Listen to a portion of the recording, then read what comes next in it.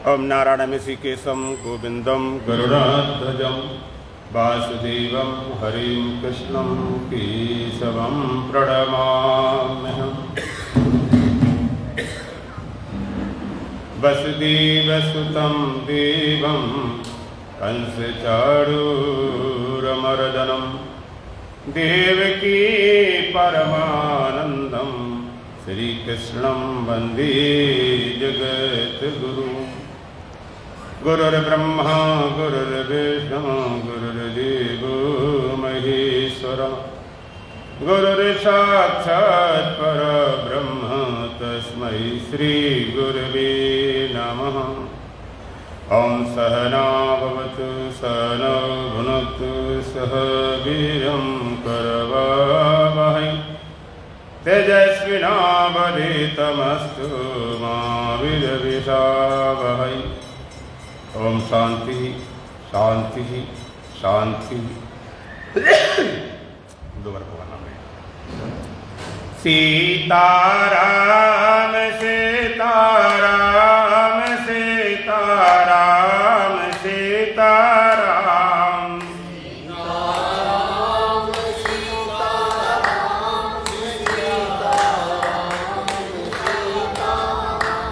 राधे श्याम राधे श्याम राधे श्याम राधे श्याम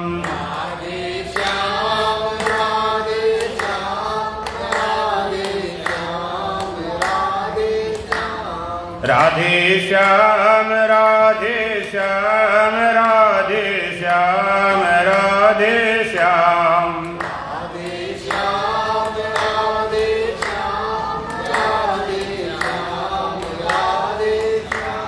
राजा राम राजा राम राजा राम राजा राम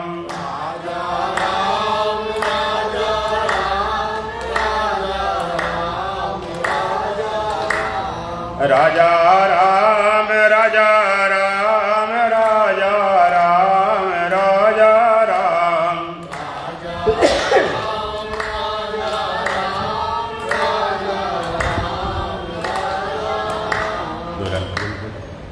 देख लिया दुनिया का सारा नजारा। और कम करिए, थोड़ा सा कम करिए और थोड़ा। देख लिया दुनिया का सारा नजारा,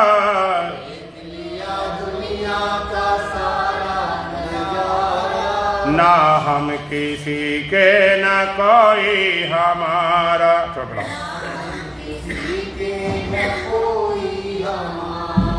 देख लिया दुनिया का सारा नजारा,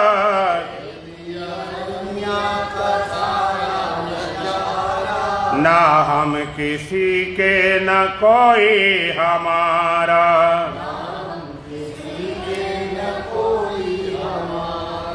झूठी है दुनिया और झूठे है बातें,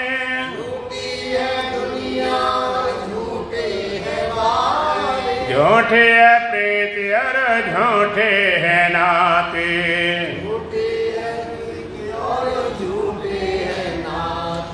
झूठा है जग का ये सारा पसारा,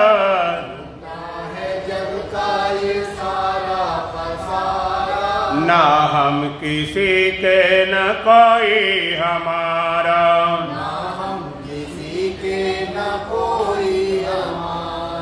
देख लिया दुनिया का सारा नजारा,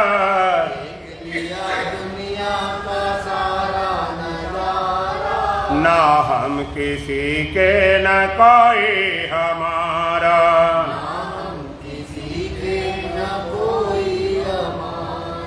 दो दिन के नाते को नाता कहे क्या,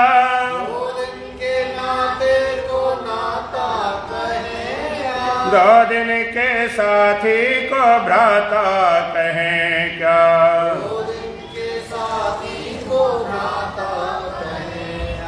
आखिर को जाना है जग से ही न्यारा,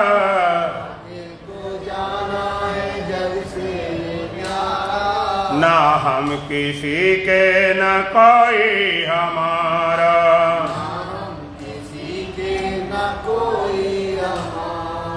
देख लिया दुनिया का सारा नजारा,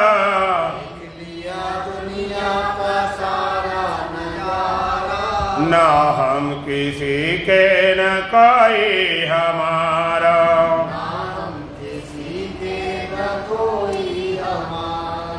मतलब से संसार प्रीत लगाए,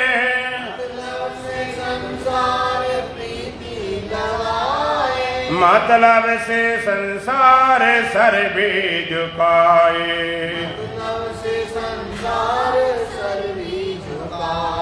मतलब से झुकता है संसार सारा।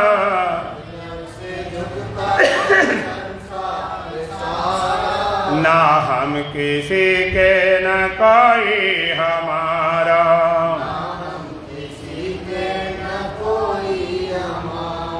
वो देख लिया दुनिया का सारा नजारा,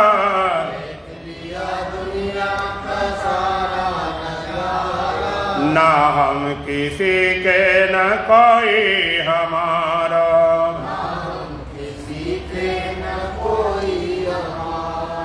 बन कर करेंगे क्या राजा और रानी,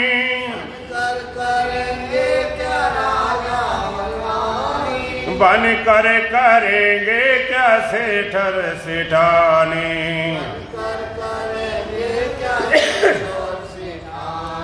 बन करके बेचुक करेंगे गुजारा।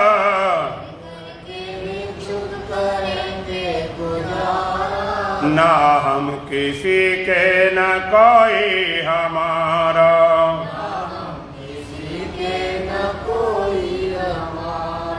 देख लिया दुनिया का सारा नजारा,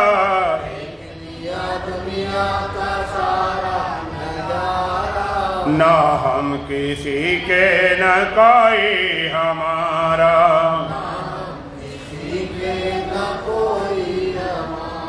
बोलो सच्चिदानंद भगवान की, सतगुरुदीप महाराज की, सत सनातन धर्म की, बोलो बांके बिहारी लाल की।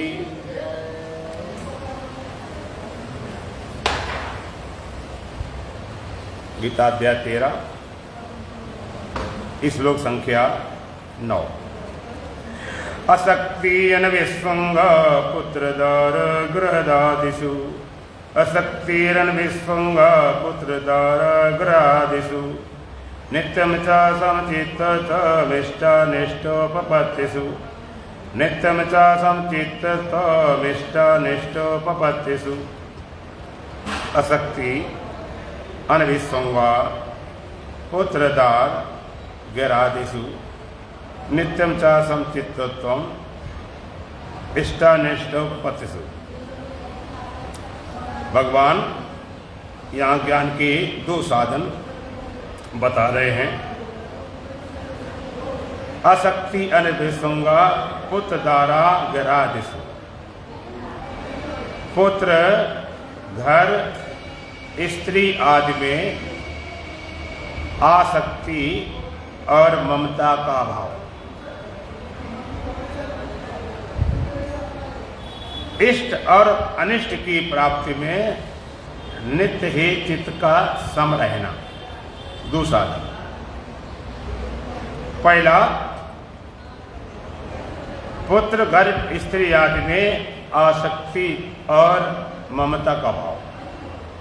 पुत्र धारा ग्रादिषु आसक्ति अनभिसंग। एक होता सक्त माने लगा हुआ, असक्त जो लगा हुआ नहीं है, लगा हुआ चिपका हुआ है। तो आसक्ति जो चिपकाव से रहित है। किनसे?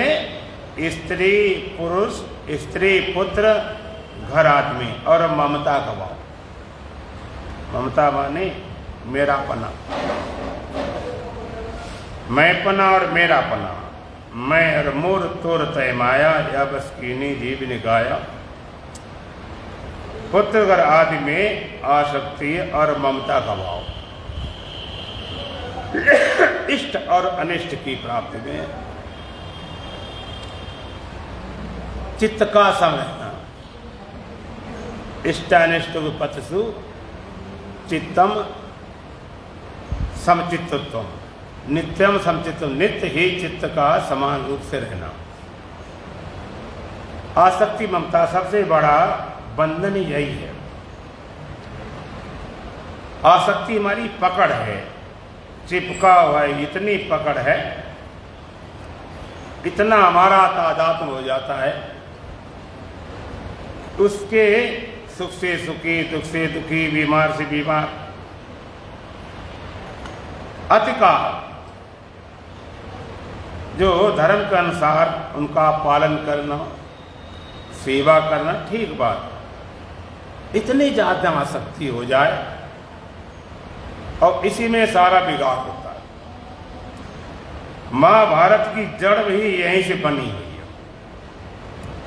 धृतराष्ट्र का जो दुर्योधन प्रति आसक्ति थी, मोह था, ममता थी। राजा था, और रही बात पुत्रों की बात, तो पांडव भी उनके पुत्र जैसे थे। वो तो सब मानते थे पिता रूप में, लेकिन इतनी आसक्ति सबके समझाने के बावजूद, स्वयं व्यास जी भी समझाने आए कि जो तुम्हारा पुत्र का मोह है, दुर्योधन का सर्वनाश करवा के बनेगा। कहते धृतराष्ट्र मेरी तो मानता नहीं है, मेरी तो सुनता नहीं है। तो व्यास जी बोले नहीं सुनता है, नहीं मानता, उसको आदेश दो। आदेश से भी नहीं मानता है, उसको दंड दो। कहते नहीं मेरा पुत्र है। वो बोले राजा हो, अगर राजा की कोई बात ना माने राज्य में, तो उसके लिए क्या दंड होता है? राजा की बात न माने उसके लिए तो बहुत कठिन दंड होता है। नहीं ऋषिवर वो मेरा पुत्र है, अब पुत्र के लिए करते सब अच्छा रहे, हुआ सब उल्टा।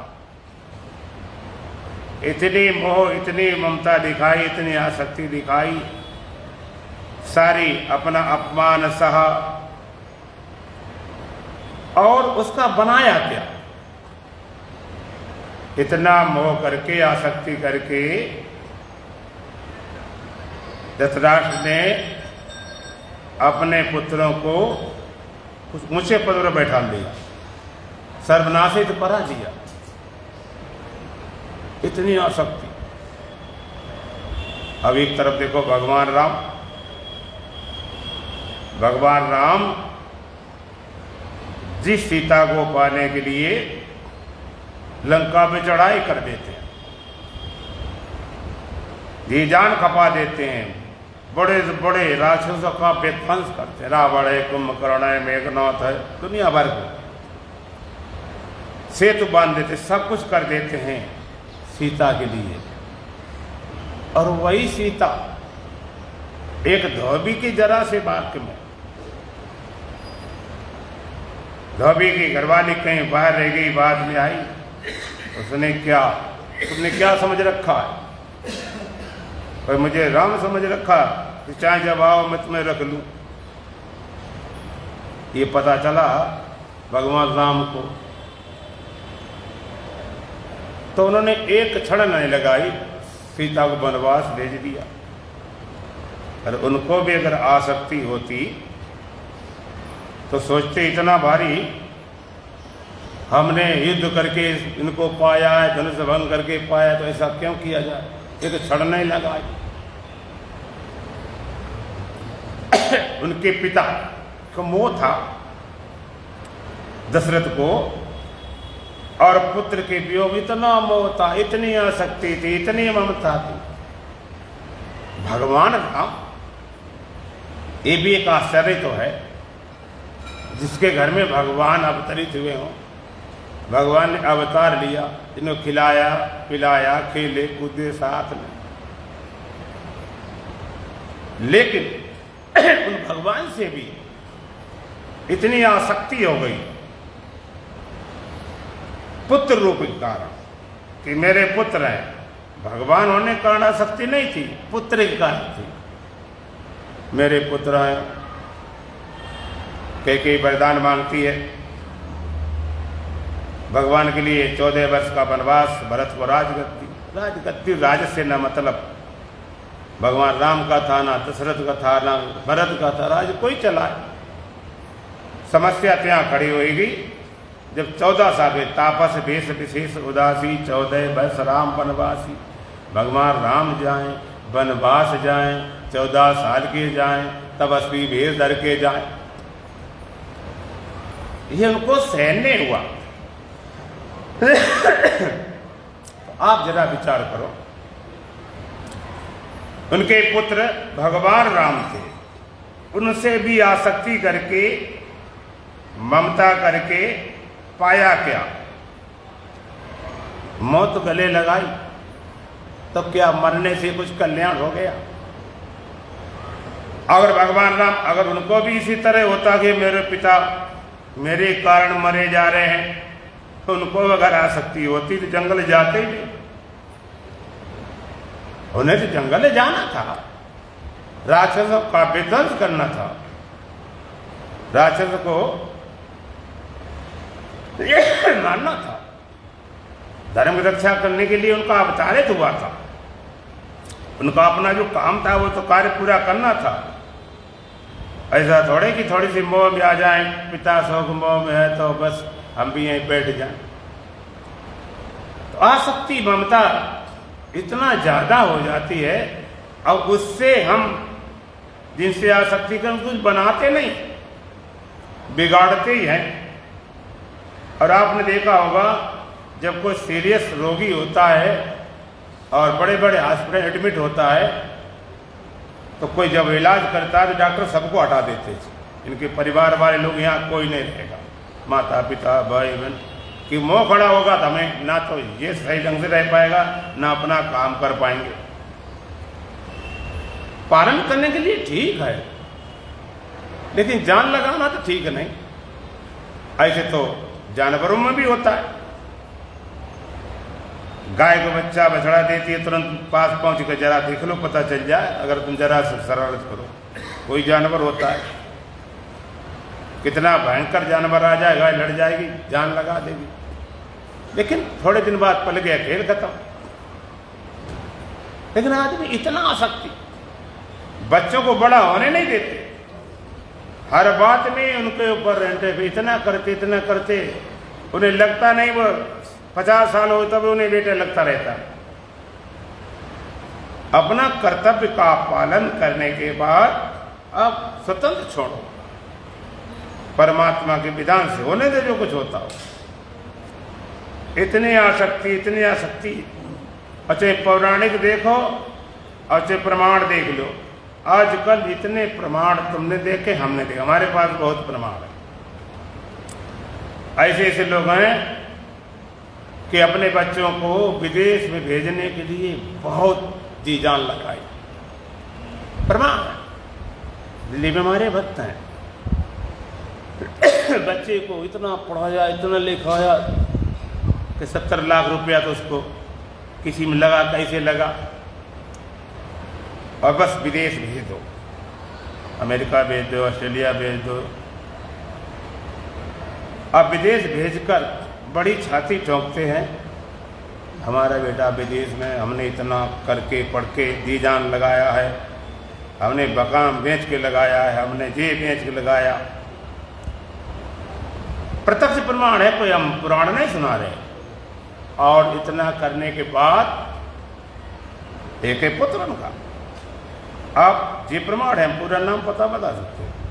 वो लड़का बिना घर वालों से पूछे अपना शादी कर लेता, माता पिता पूछता भी नहीं है कि मैं शादी कर रहा हूँ, कौन क्या, मतलब ही नहीं। ना तो लौट के आता है दिल्ली में कि देखने के लिए, ना उनको बुलाता कि तुम आ जाओ, और यहां तक कि बातें करना बंद कर दिया, फोन रिसीव नहीं करता। अब इतने बेचारे दुखी कि बात भी नहीं करता, कम से कम कभी साल 2 साल में मान लो आ जाए, हम चले जाए, मतलब है कुछ नहीं। क्या हो गया, तुम इतने मरे जा रहे, होगा क्या? उसको कोई मतलब ही नहीं रहा। तुमने देश से निकाल दिया तो निकाल दिया, फिर खत्म बात। यहाँ के संस्कार, हमारे देश के यहाँ परिवार के संस्कार तो खत्म हुआ के मिल गए। तुम मरे जा रहे हो, उसको कमाल की बात है, जीते जी रखे, कोई मरने जीने वाली बात नहीं। तुमने खूब पढ़ाया लिखा, सब कुछ किया, वो बात करने को राजी नहीं। इतने दुखी बेचारे डिप्रेशन चले गए। आसक्ति અને विसंगा पुत्र दाराग्रह सुघर स्त्री आदि में आसक्ति और ममता का भाव। इतनी आसक्ति, इतनी आसक्ति, इतनी ममता, इतनी। एक गुरु जी थे, उनका एक चेला था, बहुत प्रेम था गुरु जी से, सेवा करता था, बड़ी श्रद्धा थी, नित्य जाता था सेवा के लिए, बिना कोई दिन नागा किए। फिर धीरे धीरे एक दिन छोड़ के आने लगा, फिर 2 दिन छोड़ के आने लगा, धीरे धीरे को सप्ताह में 1 दिन आने लगा। गुरु जी ने पूछा, भाई बात क्या हो गई, अब ऐसा क्यों कर रहे हो? कहने लगा, गुरु जी मेरी शादी हो गई है। कि अच्छा, ठीक बात है। और फिर महीने में जाए, फिर 2 महीने में जाए, धीरे धीरे उसने बिल्कुल ले जाना बंद कर दिया, साल में 1-2 बार चला जाए। गुरु जी बोले, शादी हो गई तो ठीक है, लेकिन तुम यहाँ आना बंद क्यों कर रहा? कि वो कह रहे कि तुम्हारे बिना एक क्षण नहीं रह सकती हूँ, तुम चले जाते हो तो मेरा जीना हराम, तुम जाओगे तो मैं मर जाऊंगी। गुरु जी ने देखा, ये तो बड़ी विचित्र बात, ये तो बहुत बुरी ढंग से फंस गया। अरे ठीक है, शादी हो गई, सबकी होती है। शादी होने के बाद हम लोग तो बॉर्डर पर भी जाते हैं और जगह पहुंचते हैं, ऐसा तो नहीं होता।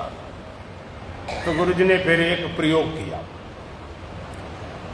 गुरु जी ने कहा, अच्छा देखता हूं कितना तुझसे मरती है, कितना मिटती है, क्या होता है। तो गुरु जी ने एक दवाई दी, कहती ये दवाई ले जाओ और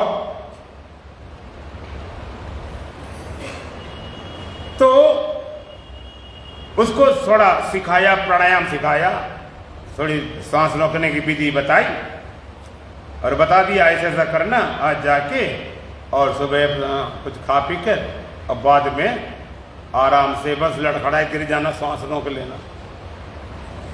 तो बढ़िया खीर पूड़ी बनाई, कोई बढ़िया दिन था, जैसे आज है पूर्णमासी, कोई ऐसा दिन था पर्व का, कुछ खाया पिया खूब मस्त होकर और लड़खड़ाए गिर गया।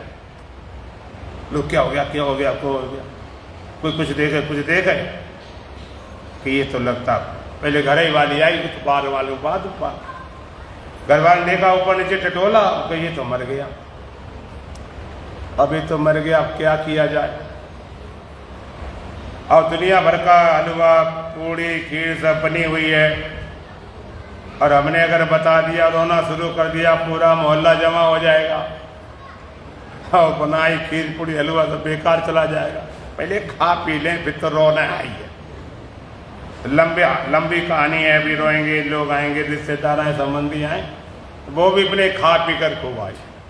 फिर उसने हल्ला मचाया, घर वाले जमा हुए, मोहल्ला वाले जमा हुए, ये अभी था, अभी 25 साल था फलाना, सब अपनी अपनी कहानी शुरू कर दी। वो अपने आराम सब सुन रहा था। अब बड़ा शोरगुल मचा, क्या होना चाहिए, क्या होना चाहिए। तो कुछ लोग थे उन्हें कि भाई ऐसा है, इसके गुरु जी थे ना, जरा उनको बुलाओ, हो सकता है भाई वो कुछ कर सकें। और नहीं तो बुलाना जरूरी है उनको, उनके गुरु थे, बहुत प्रेम था। कहते हाँ ये बात सही। गुरु जी को बुलाया गया, गुरु जी कुछ कृपा करो। उनकी माँ का हम मर जाते तो ठीक है, मेरा बेटा मर गया, मरने की मेरा समय था। बाप कहे हम मर जाए तो ठीक है, बेटा बच जाता। घरवाली कहती हम मर जाए जो ठीक है, हम मर जाए जो ठीक, इसको बचना चाहिए। हम क्या उपाय गुरु जी? उपाय तो है, बस उपाय एक है कि भाई इनके बदले किसी को जान देना पड़ेगा, सर के बदले सर जाएगा। ये तो बच जाएंगे, लेकिन तुम में से इनका घर सगा संबंधी कोई भी हो, अगर वो मरने तैयार हो तो ये बच जाएंगे। दूध मंगाया और दूध में वो ले गए थे दवाई, उसमें घोल दिया कि भाई हमने दवाई घोल दी है, ये जहर है, जो पिएगा वो मर जाएगा, जे बच जाएंगे। अब सबकी सांस रुक गई। उनकी माता जी रो रही थी, मरी जा रही थी। तुम पी लो, तुम कहते हमारा बेटा बच जाए। कि गुरु जी पी तो लें, हम मर जाएंगे कि हमारे पति देव, इनका क्या होगा? ये बेचारे इनका बड़ा, ये कैसे इनका जीवन कटेगा? अच्छा छोड़। उनके बाप से कहा तुम पी लो।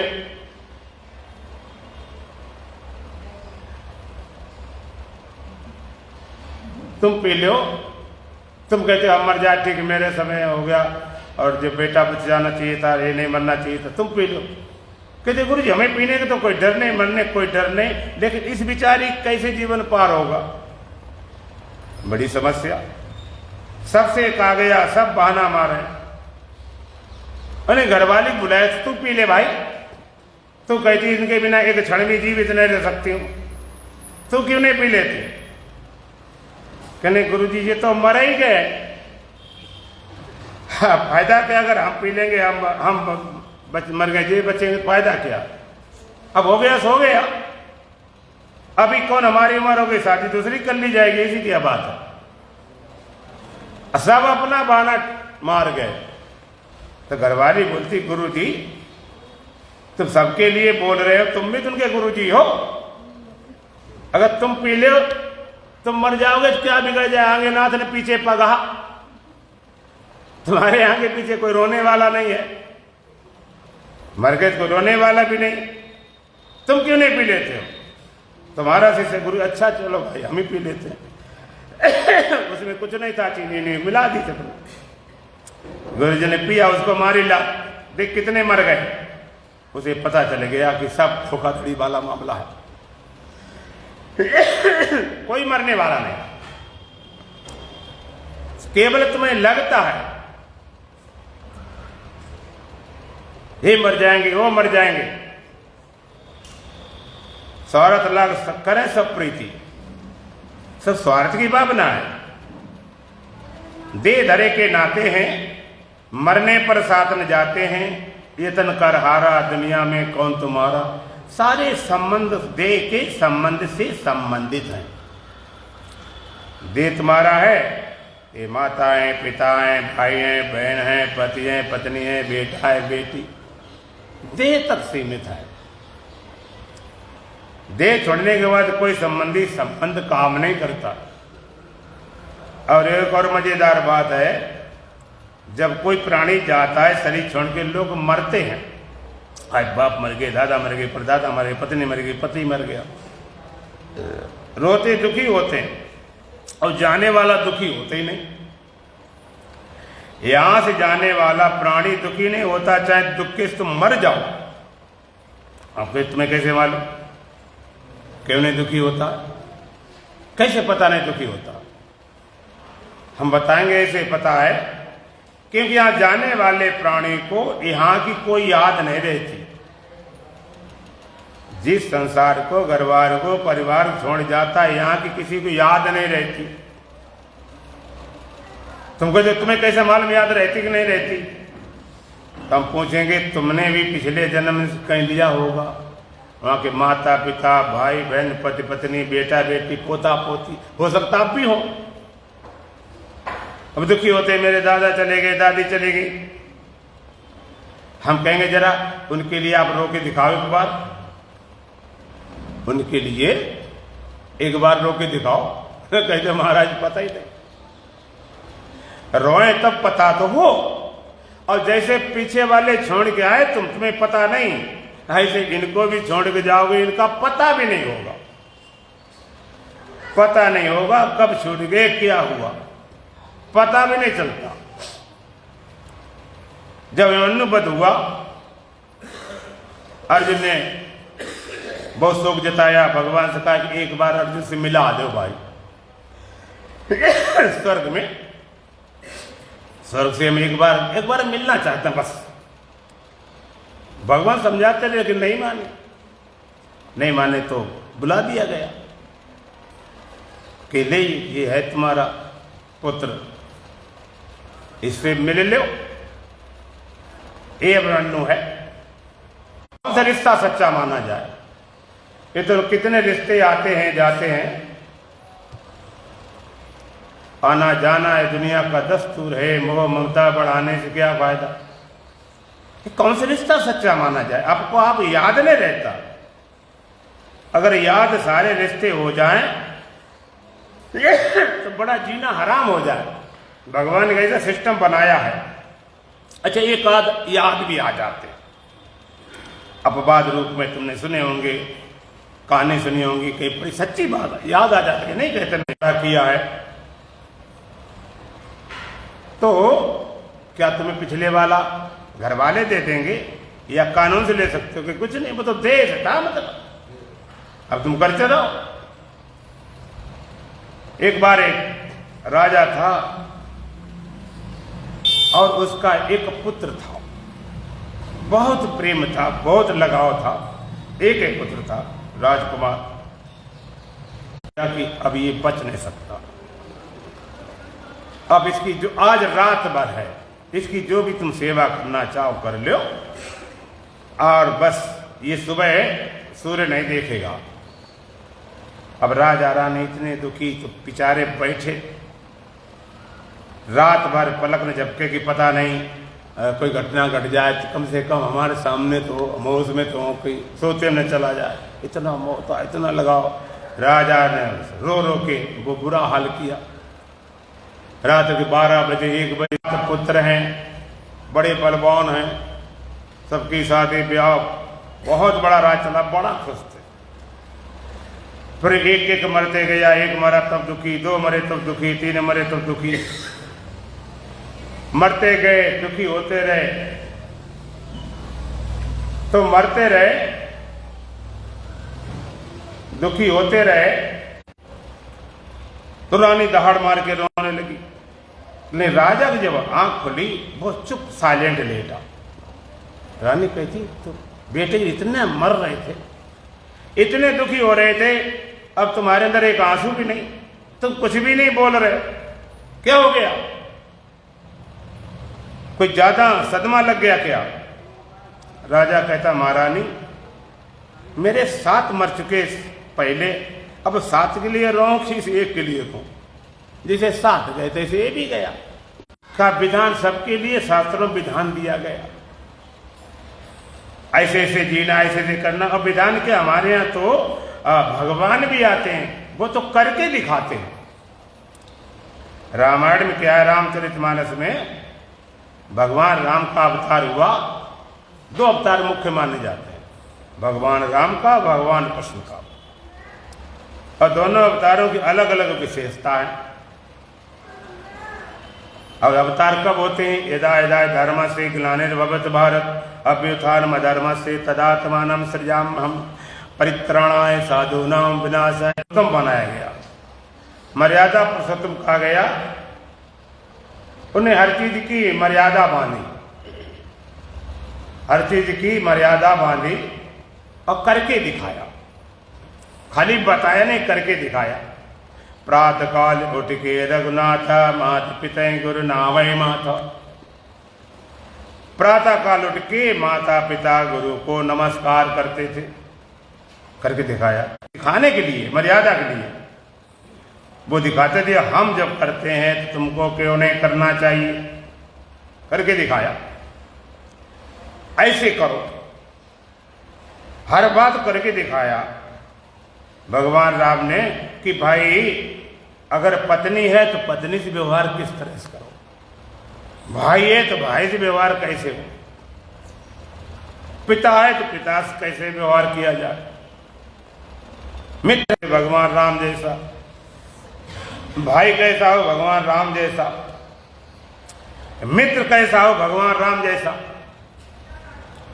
मित्रता निभाते हैं और जो प्रतिज्ञा करते हैं कि वह सुग्रीव से बोला तुम्हें हम राजा बनाएंगे, तो बलि को मारकर, पहले नियम था जो राजा जिसको मारता था उसका राज हो जाता था, लेकिन अपना ने लिया, सुग्रीव को राजा बनाया। और भगवान राम जैसा कि मार कर भी रावण का कल्याण किया, अहित नहीं किया तो करके दिखाते थे। और एक बात और याद रखना कि भगवान राम ने सारे कर्तव्य किए, लेकिन मोह आसक्ति कहीं नहीं थी।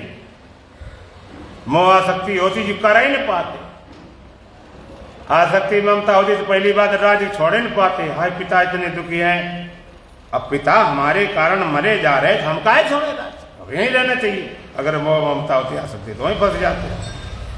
वही भगवान राम ने जो किया वो तुम्हें करना है, और भगवान कृष्ण ने जो कहा है वो करना है, जो किया वो नहीं करना। पहली बात कर नहीं पाओगे, करने जाओगे तो फंस जाओगे, अटक जाओगे। करना तुम्हारे बस का काम नहीं। लोग इसलिए वो करने के लिए बोलते भी नहीं। जो कहा गया, जिन्होंने ज्ञान दिया, तो भगवान ने कहा आसक्तियन विसुंगा पुत्र दारा अग्रादस, पुत्र घर आदि में आसक्ति और ममता का भाव। नित्यम चा समचित्त तो निष्ठानिष्ठोपस्थ, इष्ट और अनिष्ट की प्राप्ति में नित्य चित्त का सम रहना। इष्टानिष्टोपस्थ नित्यम समचित्तत्वम, इष्ट और अनिष्ट की प्राप्ति में चित्त, अनिष्ट बोलते हैं। इष्ट और अनिष्ट, अनुकूल और प्रतिकूल। इष्ट कौन है? जो हमारे अनुकूल चले, और जिनसे जो अनुकूल चलता है वो हमारा इष्ट कहलाता है, उससे हमारे राग हो जाते हैं। और जहाँ हमें सुख भासता है वहाँ पर राग हो जाता है, जहाँ दुख भासता है उनसे द्वेष हो जाता है। सुख दुख हमारे क्या है? तो तुम्हें उल्टा लटका दे, जेल में पहुंचा दे। मित्र अनुकूल चले, कितना बड़े प्रतिकूल, एक ही व्यक्ति अनुकूल चलता है तब सुख लगता है, प्रतिकूल चलता दूखी लगता है। वस्तुएं भी अनुकूलता प्रतिकूलता में सुख दुख रूप होती है। इसमें गर्मी है, कूलर चले, एसी चले, अनुकूल लगती, कितने सुखद लगती। आदमी दिन भर का गर्मी से बुंदा बुनाया आ जाए, अब पहुंच गया उन्हें भाई एसी लगी तो ऐसा लगता स्वर्ग में आ गए। एक सज्जन बेचारे गर्मी थके थकाए थे, तो गए अपने मेहमान के यहाँ, तो वहाँ एसी कूलर तो नहीं था, पंखा था। जो मेहमान जैसे पहुंचे तो वहाँ के जो मालिक थे, तो मेहमान आए कि बेटा मेहमान आए जरा डंडा ले आओ। मेहमान सोचे अच्छी बीमारी, हम आए और डंडा मंगा रहे, क्या मतलब है? मेहमान तो घबराए, कोई कहे चाय लाओ, पानी लाओ, शरबत लाओ, कोई डंडा लाओ। मेहमान घबराए खड़े, क्या बात? कुछ नहीं, कि वो पंखा डंडा से चलता था। डंडा मारे तो पंखा चलता, तब चलता नहीं था कि मेहमान है डंडा लाओ। अनुकूलता में कितना सुख मालूम पड़ता। अच्छा, यही सर्दी के सीजन हो, जनवरी के महीना हो, ना तुम्हें रजाई दे, न गद्दा दे, न कंबल दे, और बढ़िया सा लगा दे, चलो भाई कूलर एसी में बैठो, तो को मार डालोगे। एक महात्मा बेचारे फंस गए, सर्दी सीजन था, बिजली जानते नहीं थे, वहाँ मंदिर में कोई था भी नहीं, रहता नहीं, देवक में बटन के दब गई तो कूलर चल गया। अब उतने ठंड से मर गए, सवेरे तो सुकुड़ गए।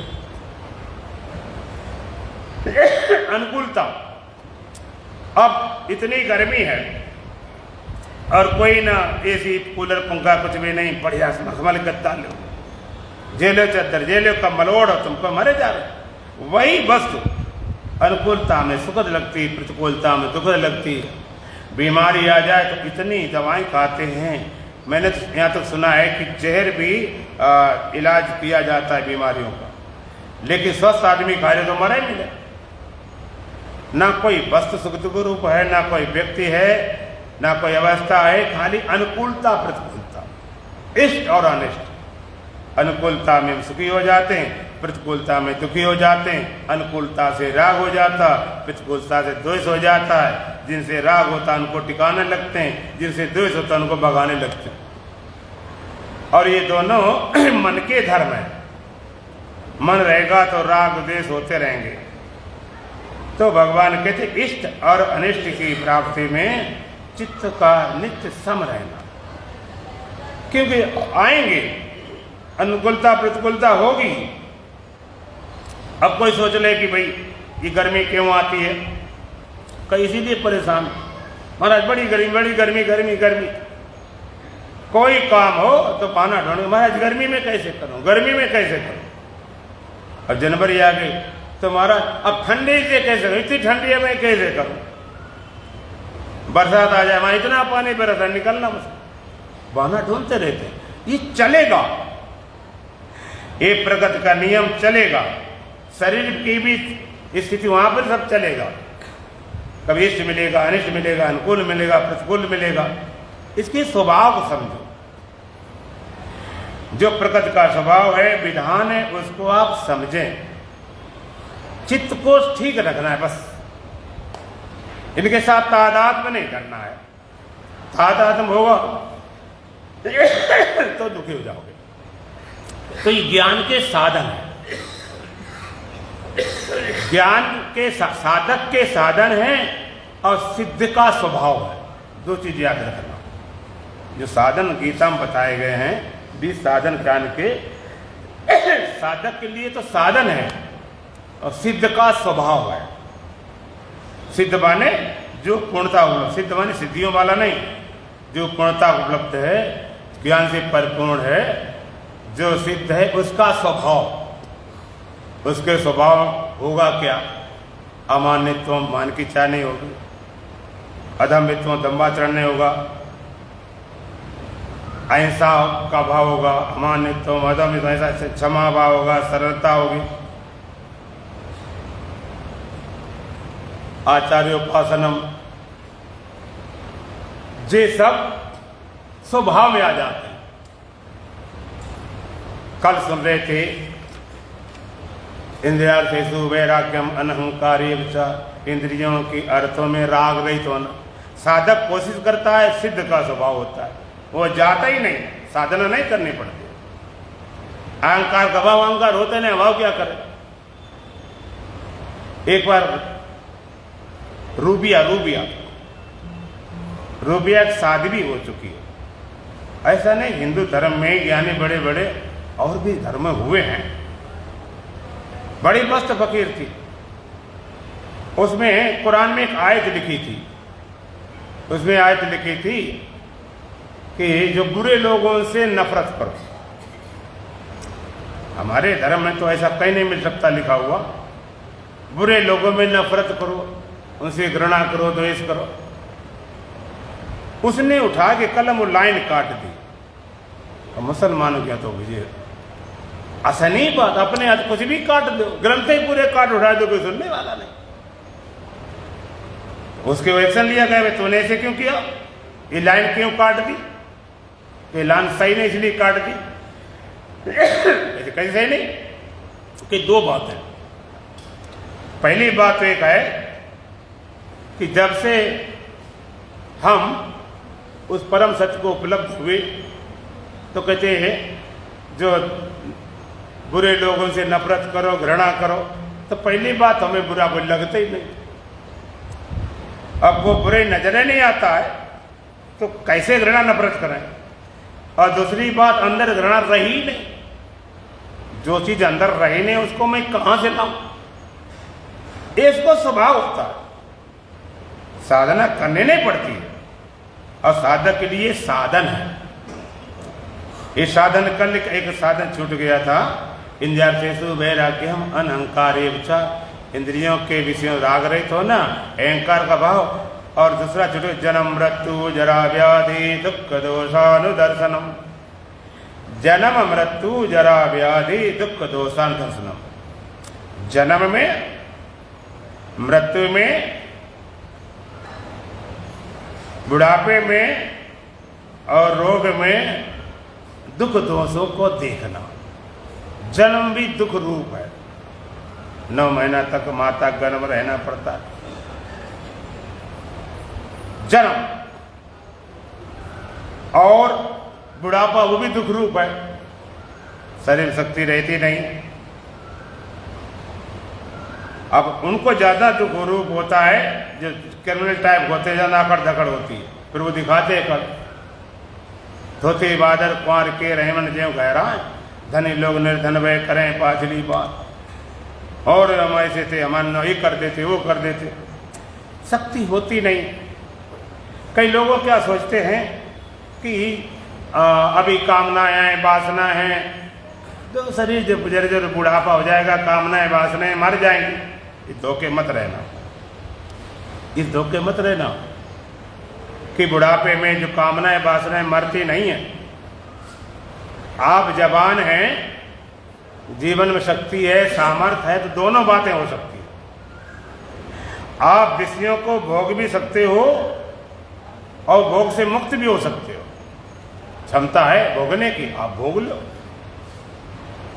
और उनसे छूटना चाहो तो सामर्थ्य तो छूट भी सकते हो।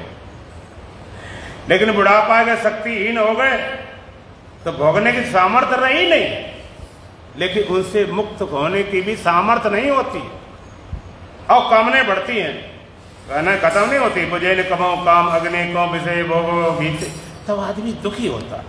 बेचारा ना तो भोग सकता है और ना उनसे छूट सकता है, मुसीबत खड़ी रहती है। बुढ़ापा कितने दुख, बीमारी दुख भाई है, और मृत्यु तो उससे बड़ा दुख रूप, मृत्यु दुख रूप है। ये दुख दोषों से हम देखते नहीं, हम भुलाए रहते हैं, इन चीजों देखते नहीं। शमशान बनाओ तो ऐसी दूर बनाओ जहां पर कोई पता न चले। आपने देखा होगा कई संत लोग शमशान में साधना करने जाते हैं। अब लोग इसका शमशान करने क्या मतलब है? कहते हो हमेशा याद रहता है, मौत की हमेशा याद रहती है। 2 बातों को याद रख, जो चाहे कल्याण, नारायण एक मौत को दूजे श्री भगवान। कि भगवान की वाली बात ठीक है, याद रखो तो ठीक है, मौत क्यों याद किया जाए? भगवान याद आती उस समय, कोई बुरा कर्म, कोई गलत कर्म, पाप कर्म तुमसे नहीं हो सकता है। मौत भी नंबर 2 का भगवान समझ लीजिए। मौत की याद आती उस समय, कोई बुरा कर्म गलत कर्म होने की भावना नहीं खड़ी हो सकती। इनको देखना, इनको हम छिपाए रहते हैं, बुलाए रहते हैं कि बोलो, मरने जीने की बात है मत करो। इस जगह दिल्ली में बड़े सुनने वाले थे, हमने मृत्यु अमृत के विषय चर्चा चलाई, कहते महाराज ये मरने वाली बात मत करो। हमने भाई क्यों? हम तो सच्चिदानंद ब्रह्म हैं, हम तो अमर हैं, अजर हैं, अविनाशी हैं, सच्चिदानंद, मरने की बातें क्यों करते? हमने तुम अमर स्वरूप हो, सच्चिदानंद स्वरूप हो, तो मरने की बात सुनकर तुम्हारा हृदय कांप गया। ऐसे ही तुम्हें अमरता का बोध है। अगर तुम अमर हो, दुनिया कहेगी मर जा तो मर जाओगे क्या? मरने की बात सुनकर कांप गए, इसके मतलब बोध कुछ नहीं है, अभी खाली ख्याल लिए बैठे हो। जिसको बोध है, रोज मौत खड़ी रहे, किस चिंता किस बात की? चिंता बाकी कीजिए जो अनहोनी होए, और अनहोनी होनी नहीं, होनी होए सो होए। चिंता उसको करो, अनहोनी घटना घट जाए, अनहोनी कभी होती नहीं, होनी ही होती, वही होता, अपने आप कुछ नहीं होता है। ये ज्ञान के साधन, और आगे ज्ञान साधन आते जाएंगे, उनकी चर्चा चलती चली जाएगी। दोलन भजन बोलेंगे। बोलो सच्चिदानंद भगवान की। स्वम मंत्र हमारा प्राण से प्यारा,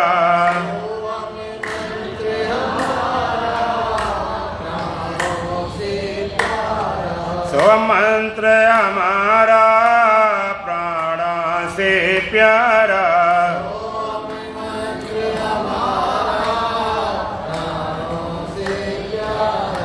जो नर भटके लख 84,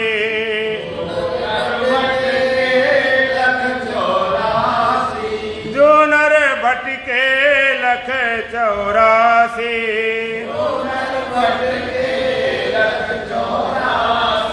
उनका यही आधार प्राण से प्यारा,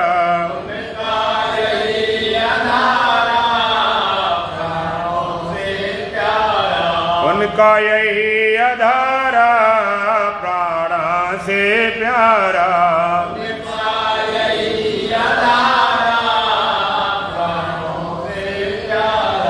सो मंत्र हमारा प्राण से प्यारा,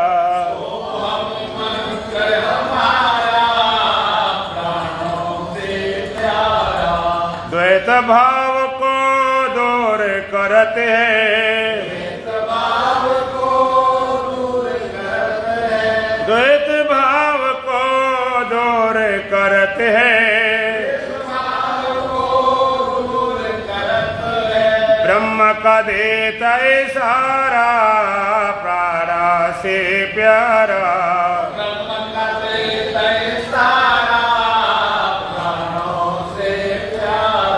ब्रह्म का देता सारा प्राण से प्यारा।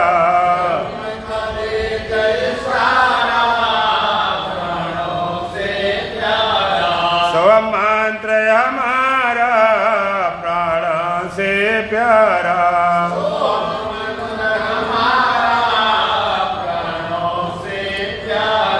सोहम हंसा हंसा सोहम,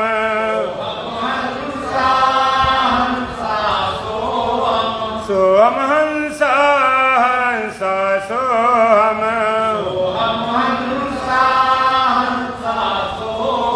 बार बार उचारा प्राण से प्यारा,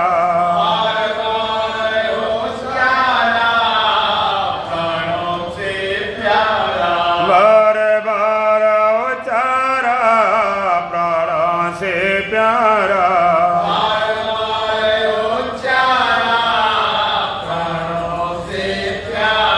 सो मंत्र हमारा प्राण से प्यारा,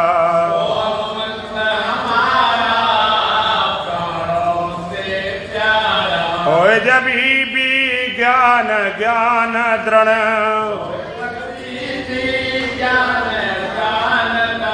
होए जब भी ज्ञान ज्ञान दृढ़, तब हो बे भव पारा प्राण से प्यारा,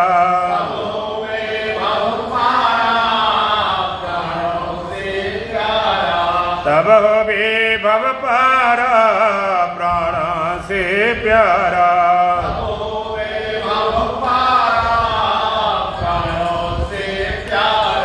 सो मंत्र हमारा प्राण से प्यारा,